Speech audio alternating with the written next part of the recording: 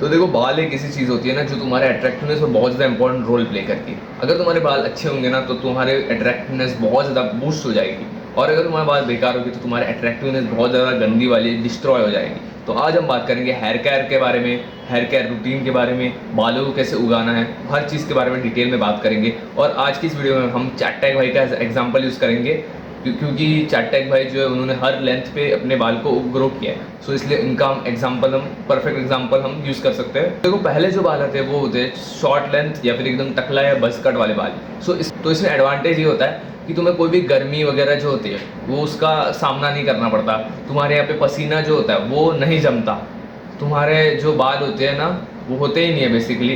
तो देखा जाए तो बालों के लिए कोई तुम्हें ताना वाना नहीं मारते सोसाइटी वाले, ठीक है। सो ये एक काफ़ी सही एडवांटेज होता है। लेकिन इसमें डिसएडवांटेज ये होता है कि तुम्हारे लुक्स बहुत ज़्यादा बेकार हो जाते हैं। तुम्हें लोग टकला टकला बोल के चिढ़ा भी सकते हैं, तुम्हारे दोस्त लोग, ठीक है, तुम्हारे बहुत ज़्यादा मजे भी ले सकते हैं। सो ये डिसएडवांटेज है। और देखो, मैं रिकमेंड करूँगा कि अगर तुम्हारे वॉरियर्स कल तो ही तुम टकला कराओ, या फिर तुम्हारे बहुत आगे से बहुत ज़्यादा तुम्हारे जो जॉ वगैरह का एरिया है वो बहुत अच्छा है, ठीक है, तुम्हारा फेशियल फीचर बहुत अच्छे है, तब जाके तुम टकला करवा सकते हो या बस कट करवा सकते हो, तब जाके तुम्हारे ऊपर बहुत सूट होएगा। लेकिन तुम्हारा अगर विम्प स्कल है, ठीक है, तुम फोटो में देख सकते हो, तो अगर तुम्हारा ऐसा स्कल है ना तो तुम बहुत ज़्यादा अनअट्रैक्टिव देखोगे।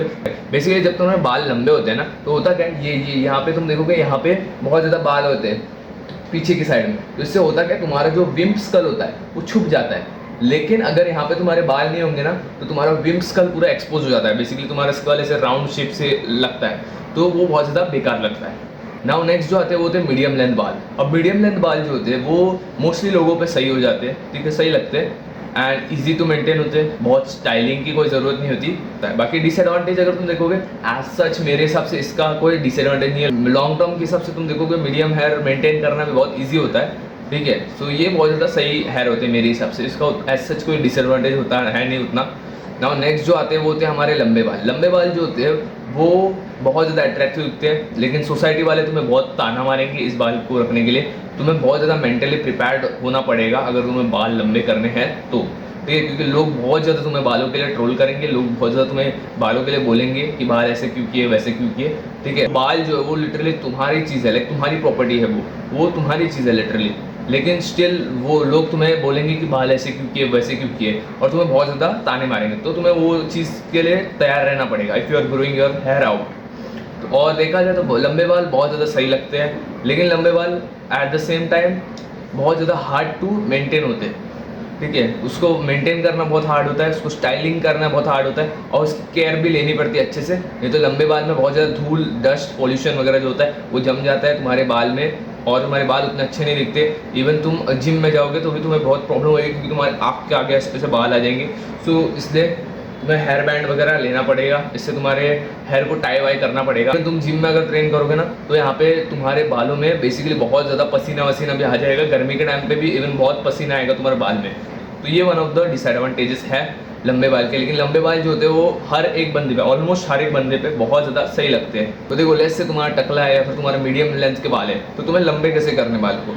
अब देखो, तुम डायरेक्टली लंबे मत करो, तुम्हें बीच बीच में तुम्हें जाना पड़ेगा बार्बर के पास, और तुम्हें क्या करना पड़ेगा, यहाँ से एडजस्ट करना है, ठीक है। तुम्हें बस कैंची से एडजस्ट करना है, तुम्हें कोई भी बालों को ट्रिम व्रिम नहीं करना है। पहले ही बता दो, इंस्ट्रक्शन दे दो कि तुम्हें कैंची से थोड़े बहुत बस ट्रिम करवाने, लाइक यहाँ पे जो साइड से अजीब से बाल उग जाते हैं ना उसको बेसिकली तुम्हें ट्रिम करना है, ठीक है। क्योंकि यहाँ से साइड से ऐसे बहुत ऐसे बाल आ जाते हैं, लाइक ऐसे बाहर की तरफ निकलते हैं। तो ये वाले जो बाल होते हैं वो उतना अट्रैक्टिव नहीं लगते। तो इसलिए तुम्हें इस चीज़ को ये करना है। और देखा जाए ना तो बीच में एक ऑकवर्ड स्टेज आता है, मैं भी करेंटली ऑकवर्ड स्टेज में ही हूँ। तो ऑकवर्ड स्टेज आ जाता है जिसके अंदर ना ही तुम्हारे बाल पूरे लंबे होते हैं ना ही एकदम मीडियम होते हैं, तो वो कुछ अजीब से लगते हैं। तो अगर तुम्हें ऑकवर्ड स्टेज से थोड़ा बहुत बचना है, थोड़ा बहुत ऑकवर्डनेस को कम करना है, तो तुम्हें फ्रीक्वेंटली तुम्हारे जो बाल होते हैं उसको कट करवाना पड़ेगा, साइड से हल्का फुल्का एडजस्ट करवाना पड़ेगा।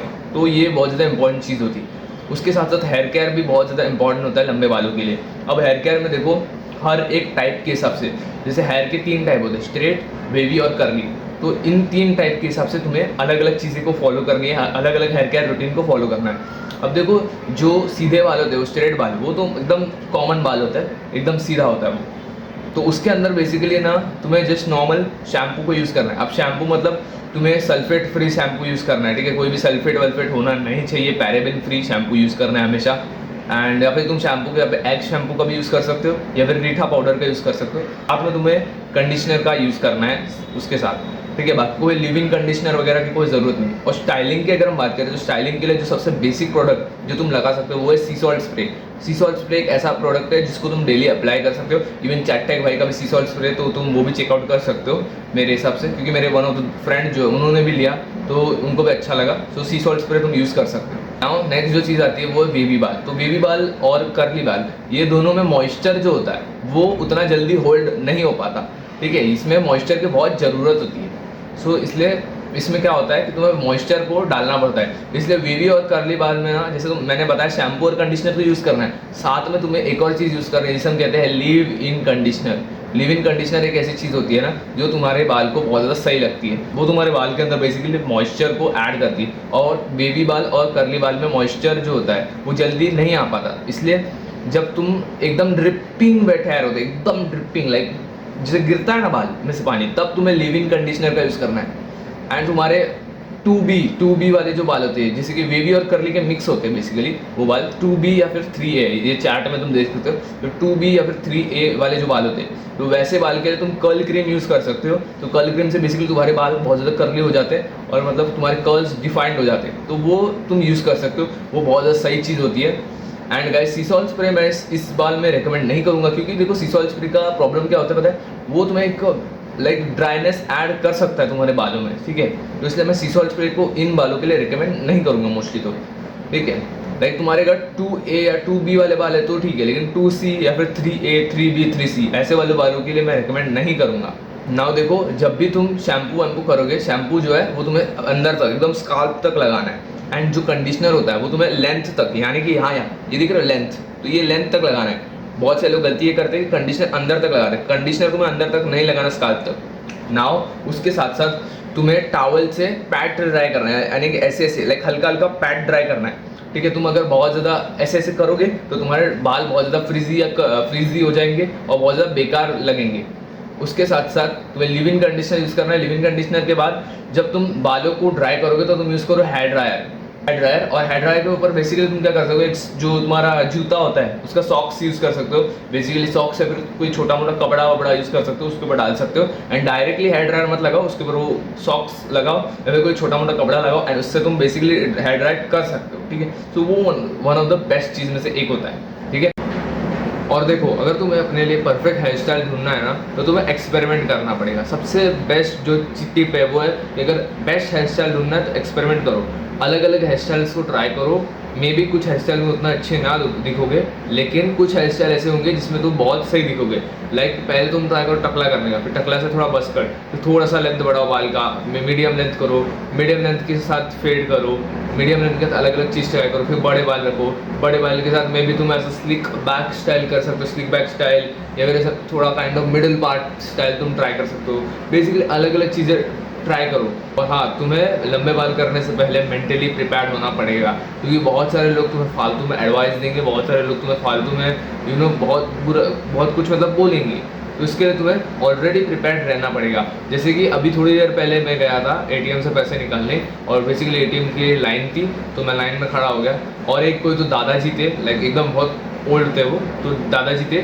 मैं वहाँ पे आया, छतरी मैंने बंद की, बारिश आ रही थी तो, और फिर बाद में जैसे ही मैं आया फिर लाइन में खड़ा हुआ, वैसे ही वो लिटरली, मैं उनको जानता नहीं, ठीक है, पहले मैं बता दूँ, मैं उनको कोई जानता नहीं, दादाजी है तो मैं लिटरली इन दादाजी को जानता भी नहीं, और ये लिटरली ऐसे मेरे बाल को ऐसे कर रहे हैं, ऐसे करते और बोलते कि ये बाल नीचे क्यों आ रहे हैं, बाल नीचे नहीं आने चाहिए। ठीक, व्हाट द फक ब्रो। मैं लिटरली उनसे दूर हट गया, लाइक लिटरली मैं उनको जानता तक नहीं, सोचो लिटरली सोचो, मैं जानता भी नहीं फिर भी। सो इसलिए गाइस, तुम्हें ना अगर इंडिया में बाल बड़े करने हैं तो तुम्हें थिक स्किन रखनी पड़ेगी।